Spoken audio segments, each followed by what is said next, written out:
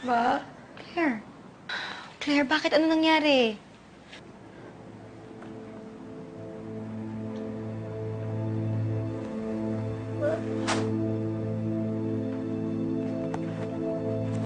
Hindi ko na po kasi alam yung gagawin ko para balikan ako ni Calvin eh. Diyos ko naman, anak. Napag-usapan na natin to. Opo. Mama, sinubukan ko naman po eh. Pero hindi ko kasi kaya. Hindi ko po kayang manahimik na lang ako habang unti-unti niya akong nakakalimutan.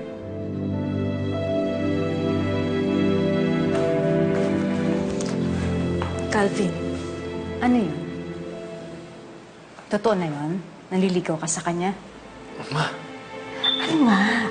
May pahalik-halik ka pa sa noon niya. I like her. I more than like her.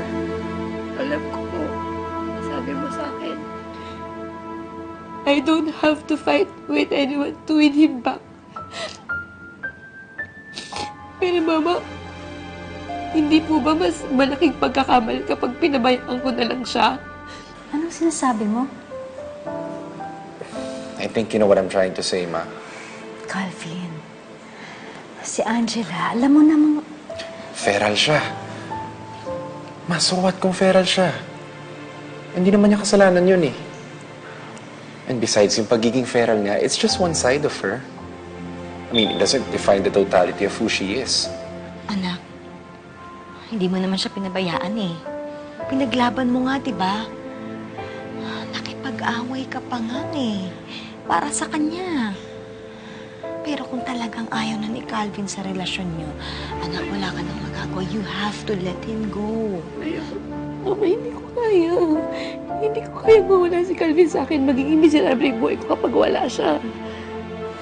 Ma, Angela is a wonderful person. Alam mo yun, marami pang ibang bagay sa kanya eh.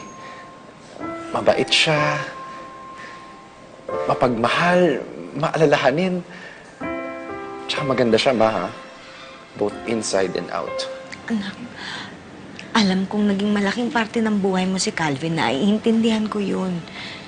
Pero di naman pwede ko na maging basihan mo para maging maligaya ka. Hindi naman pwedeng umikot lang yung mundo mo sa kanya. Anak, bata ka pa. Maganda ka. Marami ka pang makikilala. Hindi, Ma. Ayoko. Wala akong pakialam sa mga makikilala ko.